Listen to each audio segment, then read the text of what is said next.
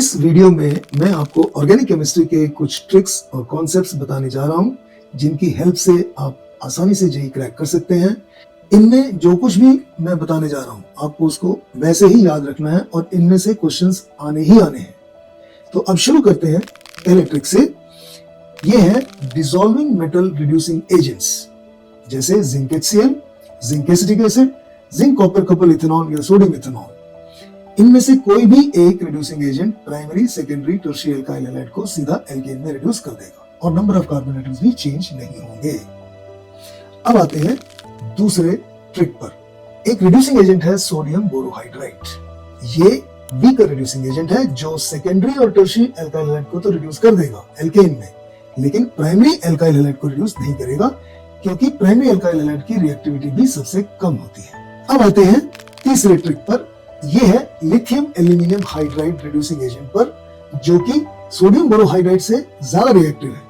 ये प्राइमरी और secondary alkyl halide को तो रिड्यूस कर देगा एल्केन में, लेकिन टर्शियरी एल्काइल हैलाइड को रिड्यूस नहीं करेगा, क्योंकि स्टेरिक हिंड्रेंस ज्यादा हो गई। Lithium aluminium hydride strong nucleophile तो है, साथ में स्ट्रॉन्ग बेस भी है, तो ये टर्शियरी एल्काइल हैलाइड को डिहाइड्रोहेलोजिनेशन से एल्कीन में कन्वर्ट कर देगा।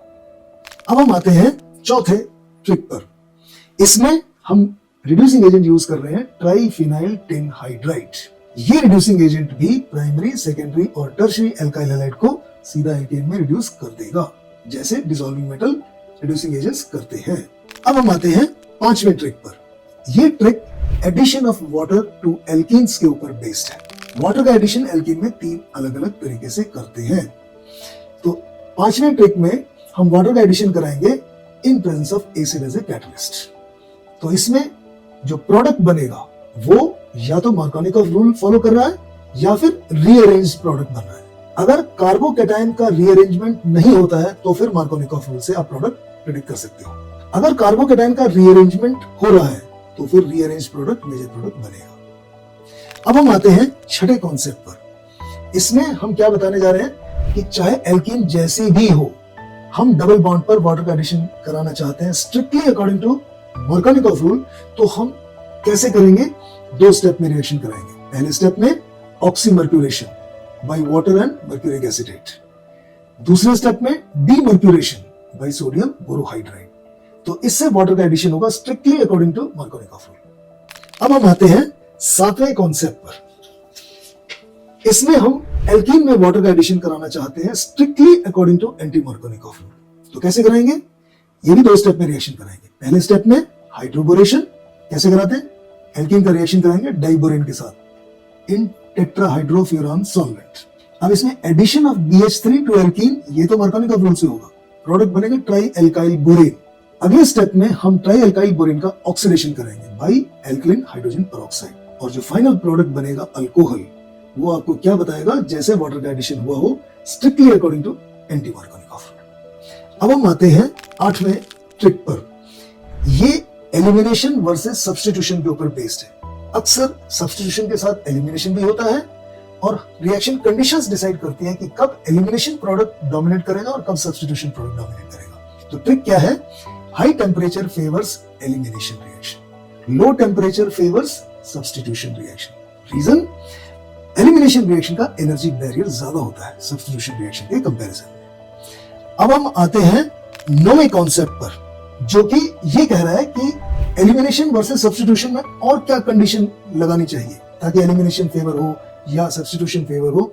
Strong base favours elimination reaction, weak base favours substitution reaction. अब हम आते हैं अगले ट्रिक पर।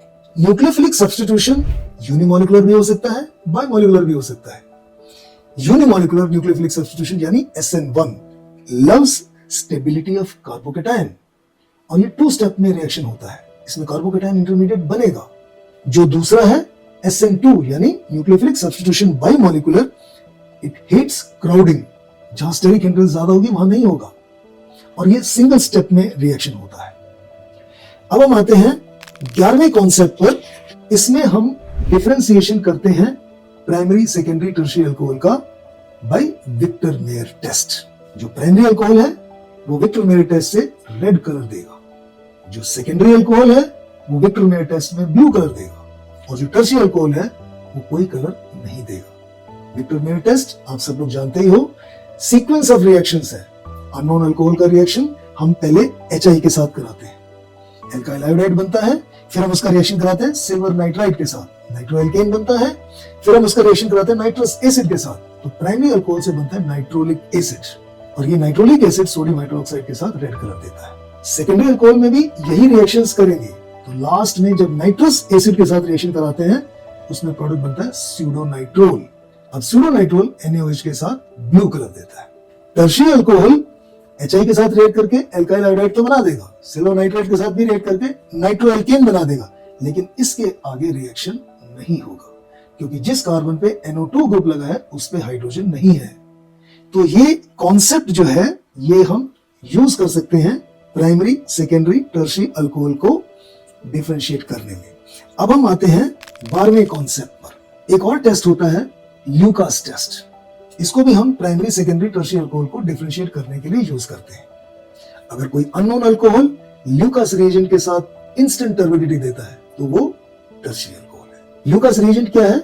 एनहाइड्रस जिंक क्लोराइड और concentrated HCl। Tertiary alcohol Lucas reagent के साथ रिएक्ट करके एल्काइल क्लोराइड बन जाएगा जो कि सॉल्युबल नहीं है। सेकेंडरी अल्कोहल टर्शियरी अल्कोहल से कम रिएक्टिव होता है, वो रूम टेम्परेचर पर टर्बिडिटी तो देगा, लेकिन कुछ टाइम के बाद 5 से 10 मिनट का टाइम लग सकता है, लेकिन टर्बिडिटी रूम टेम्परेचर पे आती है। प्राइमरी अल्कोहल सेकेंडरी अल्कोहल से भी कम रिएक्टिव होता है, तो प्राइमरी अल्कोहल ल्यूकास रिएजेंट के साथ टर्बिडिटी नहीं देगा रूम टेम्परेचर पर। तो ये कॉन्सेप्ट या ये ट्रिक भी हम यूज कर सकते हैं प्राइमरी, सेकेंडरी, टर्शियरी अल्कोहल को डिफरेंशिएट करने में। अब हम आते हैं एल्डिहाइड्स, कीटोन्स, इनका डिस्टिंक्शन कैसे करते हैं। तो हम यहाँ पे ट्रिक क्या यूज करते हैं? Tolerance test. अगर टॉलरेंस टेस्ट पॉजिटिव आता है, इसको हम सिल्वर मिरर टेस्ट भी कहते हैं। एलिफेटिक एल्डिहाइड्स, एरोमेटिक एल्डिहाइड्स, ये तो पॉजिटिव टॉलरेंस टेस्ट देंगे। कीटोन्स ये टेस्ट नहीं देंगे, लेकिन अगर टर्मिनल अल्फा हाइड्रोक्सी कीटोन है तो वो टॉटोमराइज होके एल्डिहाइड में कन्वर्ट हो जाएगा और वो ये टेस्ट पॉजिटिव दे देगा। तो आपको याद क्या रखना है? एलिफेटिक एल्डिहाइड्स, एरोमेटिक एल्डिहाइड्स और टर्मिनल अल्फा हाइड्रोक्सी कीटोन ये पॉजिटिव टॉलरेंस टेस्ट या सिल्वर मिरर टेस्ट देंगे। एरोमेटिक एल्डिहाइड्स एलिफेटिक एल्डिहाइड से कम रिएक्टिव होते हैं, वो फेलिंग टेस्ट नहीं देंगे। एलिफेटिक एल्डिहाइड्स और टर्मिनल अल्फा हाइड्रोक्सी कीटोन्स ये फेलिंग टेस्ट पॉजिटिव दे देंगे। ये है ट्रिक नंबर 14। अब हम आते हैं ट्रिक नंबर 15 पर। अक्सर इसके ऊपर सवाल आता है कि एल्डिहाइड्स कीटोन्स को अरेंज करो in the decreasing order of their reactivity towards nucleophilic addition reactions। Aldehydes ketones का एक कॉमन फंक्शनल ग्रुप होता है कार्बोनिल ग्रुप, तो वो न्यूक्लियोफिलिक एडिशन रिएक्शन दिखाता है।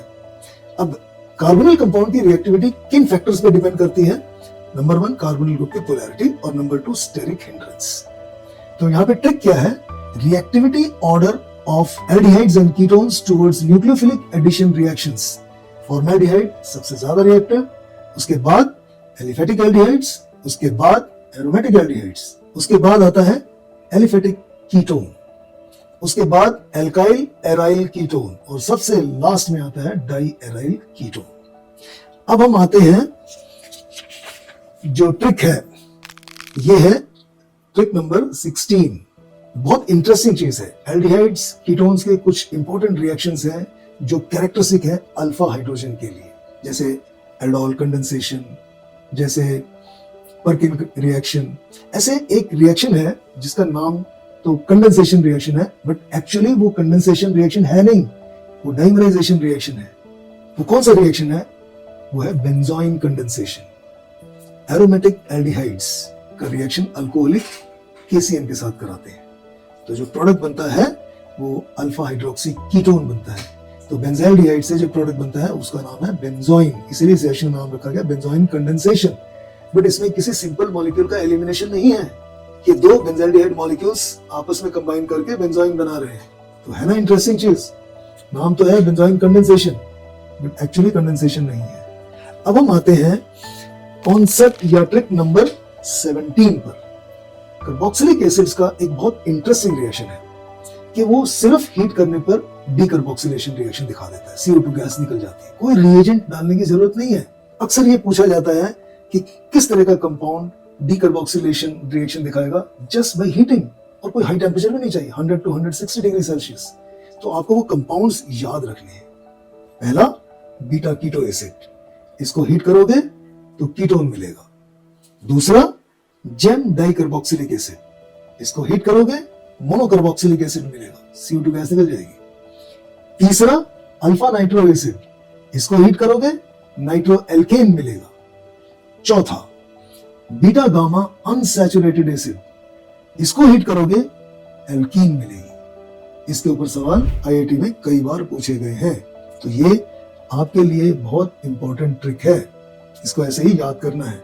और ये ऐसा क्यों होता है, इन सारे रिएक्शंस में एक ट्रांजिशन स्टेट बनती है, 6 मेंबर ट्रांजिशन स्टेट, वो चीज इन सारे रिएक्शंस में कॉमन है। अब हम आते हैं अगला ट्रिक नंबर 18।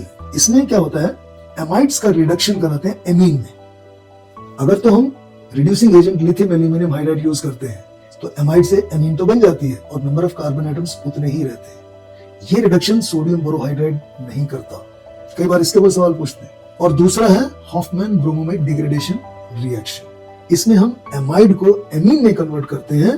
कैसे? By using bromine and KOH। इसमें एमाइड से एमीन बनती है लेकिन एक कार्बन एटम कम वाली। तो बहुत ही यूजफुल ट्रिक है, इसके ऊपर अक्सर सवाल आते हैं। अब हम आते हैं अगली ट्रिक नंबर 19 पर, distinction between primary amine and other amines. Primary amines का एक टेस्ट होता है कार्बाइल एमीन टेस्ट, सारे प्राइमरी एमीन्स ये टेस्ट देते हैं। कार्बाइल एमीन्स बहुत ही गंदी स्मेल वाले कंपाउंड्स होते हैं, तो जितने प्राइमरी एमीन्स हैं, चाहे एलिफेटिक हैं चाहे एरोमेटिक हैं, वो सब कार्बाइल एमीन बनाएंगे। कैसे बनाएंगे? क्लोरोफॉर्म और KOH के साथ रिएक्ट करके। सेकेंडरी और टर्शियरी एमीन्स ये टेस्ट नहीं देते। अब हम आते हैं ट्रिक नंबर 20 पर। ये trick primary, secondary, tertiary amines को डिस्टिंग्विश करने के लिए हिंसबर्ग रिएजेंट के यूज पर बेस्ड है। प्राइमरी एमीन्स हिंसबर्ग रिएजेंट के साथ रिएक्ट करके एक ऐसा प्रोडक्ट बनाते हैं जो एक्वस सोडियम हाइड्रोक्साइड में डिसॉल्व हो जाता है। हिंसबर्ग रिएजेंट क्या होता है? Benzene sulphonyl chloride. जब primary amine benzene sulphonyl chloride के साथ रिएक्ट करेगा तो बनाएगा क्या? N alkyl benzene sulphonamide. उसमें एक एसिडिक हाइड्रोजन है, इस वजह से ये प्रोडक्ट एक्वस सोडियम हाइड्रोक्साइड में डिसॉल्व होगा। अब हम चलते हैं ट्रिक नंबर 21 पर। ये सेकेंडरी एमीन का रिएक्शन जो हिंसबर्ग रिएजेंट के साथ होता है उस पर है। जितने सेकेंडरी एमीन्स हैं, एलिफेटिक हो, एरोमेटिक हो, वो बेंजीन सल्फोनाइल क्लोराइड के साथ रिएक्ट करके N di alkyl benzene sulphonamide बनाएंगे। अब ये प्रोडक्ट एक्वस NaOH में डिसॉल्व नहीं होगा। क्यों? क्योंकि इसमें एसिडिक हाइड्रोजन नहीं है। और जो टर्शियरी एमीन है वो हिंसबर्ग रिएजेंट के साथ रिएक्ट नहीं करेंगे। अब हम आते हैं ट्रिक नंबर 22 पर। ये डिस्टिंग्विश करेगा कार्बोहाइड्रेट्स को। एल्डोसिस और कीटोसिस दोनों का रिएक्शन जब हम ब्रोमीन वाटर के साथ कराते हैं तो सिर्फ एल्डोसिस ही ब्रोमीन वाटर को रिड्यूस करते हैं, क्योंकि एल्डोसिस ऑक्सीडाइज होकर एल्डोनिक एसिड बनाते हैं और कीटोसिस ब्रोमीन वाटर के साथ रिएक्ट नहीं करते हैं। अब हम आते हैं ट्रिक नंबर 23 पर। Both aldoses and ketoses reduce Tollens reagent as well as ferric solution, इसीलिए इनको हम रिड्यूसिंग कार्बोहाइड्रेट्स कहते हैं। चाहे वो एल्डोसिस हो क्योंकि उसमें एल्डिहाइड ग्रुप होता है, या कीटोसिस हो, कीटोसिस अल्फा हाइड्रोक्सी कीटोन्स हैं, इसलिए वो टॉटोमराइज होके एल्डिहाइड में कन्वर्ट हो जाएंगे और वो टॉलेंस रिएजेंट, फेलिंग सॉल्यूशन दोनों को रिड्यूस कर देंगे। और एल्डोसिस कीटोसिस का जो ऑक्सीडेशन प्रोडक्ट बनेगा वो होगा एल्डोनिक एसिड। अब हम आते हैं ट्रिक नंबर 24 पर। ये ट्रिक क्या बताती है कि 3 कार्बोहाइड्रेट्स हैं, ग्लूकोज, मैनोज और फ्रक्टोज। इनमें से किसी एक का रिएक्शन अगर हम फिनाइल हाइड्रोजीन के साथ कराते हैं तो सेम प्रोडक्ट बनता है और वो प्रोडक्ट है ओसाजोन। इस रिएक्शन में 1 मोल ग्लूकोज या 1 मोल फ्रक्टोज या 1 मोल मैनोज 3 मोल फिनाइल हाइड्रोजीन के साथ रिएक्ट करके 1 मोल ओसाजोन का बनाएगा। अब हम आते हैं आखिरी ट्रिक 25 पर, और ये जो अल्फा एमिनो एसिड्स हैं उनमें कुछ एसेंशियल एमिनो एसिड्स होते हैं, उसके ऊपर बेस्ड है। कई बार इस तरह के सवाल पूछते हैं, कुछ एमिनो एसिड्स के नाम दे देंगे और ये पूछेंगे कि इनमें से कौन कौन से एसेंशियल एमिनो एसिड्स हैं। पहले तो ये हमें पता होना चाहिए एसेंशियल एमिनो एसिड्स का मतलब क्या होता है। ये वो एमिनो एसिड्स हैं जो ह्यूमन बॉडी सिंथेसाइज नहीं कर सकती, तो ये हमें आउट सोर्सेज से ही सप्लीमेंट करना पड़ता है। तो इसका एक फॉर्मूला है जो आपको याद रखना पड़ेगा, और वो फॉर्मूला है EVT टिम हॉल। सिर्फ 2-3 बार इसको रिसाइट करिए, ये याद हो जाएगा। EVT टिम हॉल या प्राइवेट टिम हॉल। तो ये फॉर्मूला आपको बताएगा कि वो कौन से एसेंशियल अमीनो एसिड्स हैं। 9 एसेंशियल अमीनो एसिड्स हैं। फिनाइल एलानिन, V से बनेगा वैलिन, T से बनेगा थ्रियोनिन, उसके बाद टिम आ रहा है, टिम का T आएगा ट्रिप्टोफैन, I से आइसोल्यूसाइन, M से मिथियोनाइन और H से हिस्टिडीन, और फिर L से आएगा ल्यूसाइन और फाइनली लाइसीन। ये 9 एसेंशियल अमीनो एसिड्स हैं। इस सिंपल फॉर्मूले से आप सारे के सारे एसेंशियल अमीनो एसिड्स के नाम याद रख सकते हैं। तो ये कुछ ट्रिक्स और कॉन्सेप्ट्स थे जो जेई के लिए काफी यूजफुल रहेंगे और आपका अच्छा स्कोर आ जाएगा, जिसकी वजह से आपको एक अच्छा रैंक भी आएगा। All the best.